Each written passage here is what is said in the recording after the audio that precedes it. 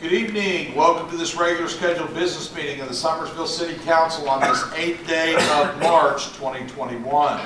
This time I'd like to welcome all of our guests and move right into tonight's agenda. The first item on tonight's agenda would be the consideration of the council minutes of our meeting that we held on February 22nd of 2021. Move to approve and waive the reading. Okay. Second. All right, we have a first and a second. The motion was, council, to waive the reading. Are there any changes or amendments to the minutes as they were presented in your packages? Hearing none, all those in favor signify by saying aye. Aye. Opposed, same sign. Motion so carries. Public comment. Gary, did anybody sign up? No, sir, we have one Other than just speaker. to get, okay.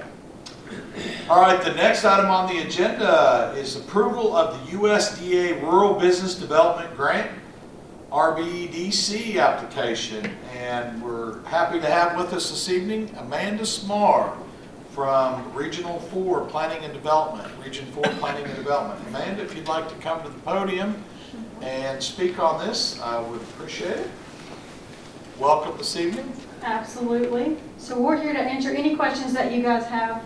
The purpose of this grant application is to, one, help rural businesses. USDA is very interested in helping the rural businesses throughout the country. This grant application for the city of Summersville would be to GIS map or locate the businesses within the city of Summersville. That's going to help in more ways than one. It can help the CVB. It's going to help you get a baseline of all of the businesses that you currently have, their locations. If you want to put that out to the public for tourists that come through, or even general residents, you could do that as well. And that's going to help boost the economy into some of those businesses that people just may not know about, that may not be on Route 19. So you'll have that option as well. We can add in any of the specific details that you want to gather along with those businesses. So if you want, other than business location and contact information, if you want specific information that's going to go along with those businesses to say exactly what they do or any kind of niche that they have, you could add that as well. So there's a few different avenues that this could really help the city. And this will feed directly into the GIS system that we use as a city. It will, yes. Okay. Council, do you have any questions? Yeah, who's the work going to be done by? So that will be, the maximum grant award is $50,000. What the city's going to ask for is $25,000. You will choose a consultant if you're awarded, and that consultant will be the one that produces that work. Unless you feel you can do it, in-house or however you want to do that. You'll have the option to do either or. Okay, good question. Anybody else? Okay. Hearing none, all those in favor to apply for this grant signify by saying aye. Aye. Opposed, same sign. Motion so carries. Amanda, if you want to come here real quick, I won't hold you up. But I just, on this last page, I didn't see where you had a sticker for me to sign. Where do you want me to sign that? Yeah, that was just for the secretary. Okay, I don't have to worry about that. No, Okay. we're good. If you want to check it out, make sure I didn't miss anything. There you go. Thank you. Thank you very much. Appreciate all the work on behalf of Region 4, everything they do for the city. Okay, moving right along. The next item on the agenda would be approval of the 21-22 general fund budget. So council, that's included in your packet, and this is a spin from the finance committee meeting that we had that involves all of us. So I'll just real quick run down through the actual budget. The carry forward unassigned balance for the 21-22 budget will be $1.2 million, $78,711. The ad valorem tax is $764,289. Gas and oil severance tax is $5,000. Excise tax on utilities is $240,000. Estimated B&O revenue, $1.2 million. Wine and liquor tax, $60,000. Hotel and motel, $400,000. fines, fees, and court costs, $120,000. Licenses, $20,000. Building permits, $12,000. Franchise fees, $14,000. IRP trucks fees, $25,000. Private liquor club fees, $4,000. Parking meter revenue, $2,000. Rents and concessions, $40,000. Driving school, $1,500. Fire protection fees, $170,000. Federal government grants, $41,500. State grants at this time, none. Other grants, $15,000. Gaming, $12,000. Interest income, $5,000. Reimbursements, $2,500. Accident report fees, $2,500. Video lottery proceeds, $6,000. Hydro revenue, $600,000. Miscellaneous revenue, $135,000. Council, that brings us to a total budgeted revenue of $5,176,000. Now real quick to run through the expenditures, and I'm going to do it by line item. Is there any questions on any of that revenue? Okay, flipping to the next page, expenditures by line item. The Office of the Mayor, $101,000. Council, $157,500. The Office of the Recorder, $54,000. Finance Department, $277,000. Police Judge, $16,500. City Attorney, $9,000. Forestry Council, $27,000. Regional Development, $1,500. Code Enforcement, $96,000. City Hall budget, $441,000. SCTV, $103,000. Police Department, $1,750,000. Fire Department, $330,000. Street Department, $846,000. Central Garage, $157,000. Parks and Recreation, $91,500. Visitors Bureau, $200,000. Fairs and Festivals, $130,000. Senior Center, $2,000. Youth Programs, $70,000. Arena and Conference Center, $250,000. Library, $66,000. And at this time, no money budgeted for contingencies. The expenditures come to $5,176,000. At this time, I'll entertain a motion. Move to approve. Second. We have a first and a second. Council, do you have any questions about revenue and expenses? Hearing none, all those in favor signify by saying aye. Aye. Opposed, same sign. Motion so covers. The next item would be the approval of the coal severance tax budget for 21-22. Carrying forward an unassigned balance of $864. Actual projection for coal severance tax in that 21-22 fiscal year is $5,000, bringing the total budget to $5,864. Of course, these monies are regulated on expenditures, and we book them for public safety. And again, we're budgeting $5,864 for expenditures, so you can see how it nets out. Entertain a motion for approval. Move to approve. Second. We have a first and a second. Any questions or discussion? Hearing none, all those in favor signify by saying aye. Aye. Opposed, same sign. Motion so carries.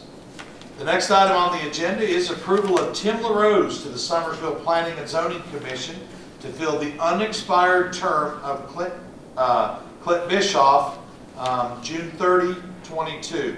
What this term would do is carry Tim through June 30 of 22. I'll entertain a motion. Okay, we got a first, and I heard somebody down here take it as a second. Any discussion? Hearing none, all those in favor signify by saying aye. Aye. Opposed, same sign. Motion so carries. had some conversation with Tim and look forward to adding him to the planning and zoning. Looks like he'll be a good member, Gary. Yes, he will. The next item is the recorder's report. Okay, Mayor, thank you. We had a great meeting on March 1st. We spoke about elements 4 and 5, with element 4, transportation and circulation. We spoke about creating healthier lifestyles, encouraging interaction with the neighbors, enabling accessibility for all. Great deal of conversation about slow moving or small vehicles like golf carts and things of that nature. Seemed to be a lot of good conversation in that area. Element 5, we talked about public services and utilities, spoke about providing for the safety and welfare of all residents through provision of adequate public services and utility infrastructure. We talked about some needs there and some things we're going to have to look at in the future. Looking forward to what I think is going to be our most watched elements next Monday night on March 15th at 6 o'clock. This is going to be involving a lot of folks in our community. Element 6 is civic facilities. We're going to discuss the maintaining of community centers that support continuing adult education, community group meetings, and other civic activities. Probably the hottest item will be element 7 with parks and recreation. Our plan is very aggressive and really wants to step up in this area. We've had a lot of the community has been talking about this for quite some time, so I look for several folks to be on the Zoom meeting on Monday night. So I'd like to encourage everybody. I want to thank this council. This council has had terrific participation and attendance, just exactly what we need to pull this off. And we look forward to another really good meeting next Monday night, 15th, 6 o'clock. If you need the Zoom address, I encourage you to reach out to me or Amy at the city building, and we'll be more than happy to email over to you the web link so that you can jump right on there and Zoom with us. Thank you. Thank you, Gary. Okay, anybody have any questions of the recorder and his report? Okay, the mayor's report. Council, I got a lot of information to give you. First of all, we're close, but we're not that close. So it's unfortunate that I'm going to have to go ahead and cancel the Easter egg hunt. Just by its nature and the way everybody gathers in crowds, we're just not there yet. And so this year there will not be Easter egg hunt for the city of Summersville, at least the one that we put on and host with partners. But what I can tell the kids is hang on, next year we'll have a spectacular hunt. Also want to, council, just remind you that we had discussion and we appropriated funding through the month of March for the senior meals. Just wanted to kind of give you an update. We kind of projected our total, our actual estimated budget was about $19,237 would be the figures that we gave you on an estimate. I can tell you that we're running real close to that. It looks like, actually I said that wrong. I went to just the arena. Actually what I want, jeez. We estimated the budget would be $23,356. We're telling that real close. We've got 2 months in the books, $15,294, and this month will put us right in that neighborhood. But I bring this to your attention because, you know, we authorized it through the month of March, and so it would be my assumption that because we're not where we can open back up yet, that you would want me to put out for consideration on a future agenda that we extend it, and then maybe we go by a month basis until we turn the corner. Are you all okay with that? I agree with that. Yes. Okay. So what I will have on the next agenda would be the approval to continue it through the month of April. add one more month, and we'll just do it a month-by-month basis. The other thing I'd like to address is some exciting news. As we cancel everything, we are going to move forward with planning the Music at the Pavilion. It's outdoors, and again, we're talking May, June timeframe before that really kicks in, so we're thinking by that time, certainly some outdoor activity would be good for the community. So we've turned Mike Gregory, who is our talent agent for the Music at the Pavilion, we turned him loose, and Mike will begin to work in partnership again with the city and the Arena and Conference Center and get things going and scheduled for Music at the Pavilion. And of course, we'll put the list out, dates, and remember that's on Friday nights. Let me see here. Tonight I want to highlight, of course, all veterans we're thankful for, but tonight, some people may not realize, but the Vietnam veterans actually have their own day.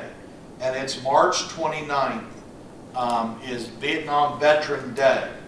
And I come across this and I found this to be very interesting. First of all, I did not realize that there was a date set aside called Vietnam War Veterans Day. And 36,578 West Virginians served in Vietnam. Unfortunately, we lost 1,182 of those veterans. And this was amazing to me. Today, in the veterans living in West Virginia, in our state, 55% of them served in Vietnam. I think that's incredible when you think about what we've been through as a country since Vietnam. 55% of the living veterans in West Virginia were in the Vietnam era. March 29th of 1973, the U.S. troops withdrew from Southeast Asia. And so, it's kind of neat because as a country and now as a state, we've adopted that as Vietnam War Veterans Day, March 29th. So, when you see the flags out this year on March 29th, that's our salute to anybody that served this country from this state specifically during the Vietnam War. I just thought that to be a pretty remarkable deal. The other thing I wanted to tell you, Council, is on March 25th, there is a Board of Zoning Appeals meeting, and I am going to make that meeting available for you and the Planning and Zoning by Zoom. Actually, it's going to be one of those things. I think it's one of those platforms. So I just wanted you to know you will be getting an invite for the BZA meeting, so you can attend it by Zoom if you wish. Now, certainly, they'll be in this form right here. You can come here and attend it if you want, but I'm making it so that it's, not just, it'll be, specifically I'm doing it for council and planning and zoning, but any citizen can join that way if they want. The last thing I would like to, let me make sure, the last thing I'd like to address, no, I got two more things, Council, is I'm curious about what you all would think about moving our regular scheduled business meeting to 6 o'clock instead of 7 o'clock.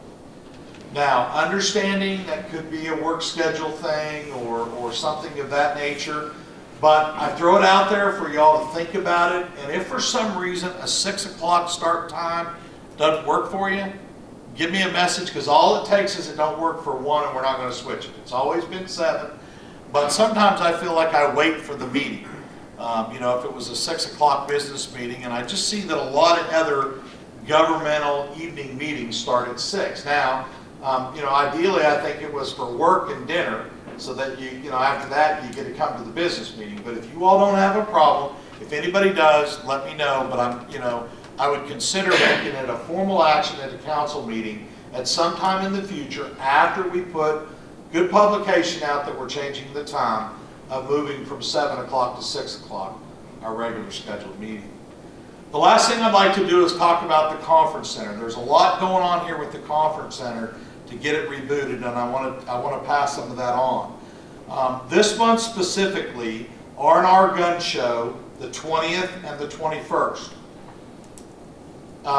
They're having Marianne, and again, this is all under the direction and leadership of Marianne and her team making all this happen. I'm just passing the word along. So you got the R&R Gun Show, then a community yard sale, which is going to be March 27th. And if you're interested in bringing your stuff in and participating in that, I'm going to give you the information how to do that here shortly.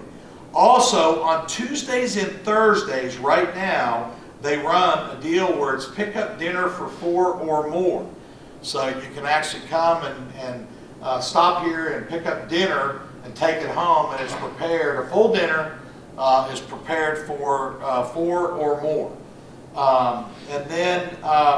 So then what I'm going to tell you also is lunch break is Tuesday through Friday.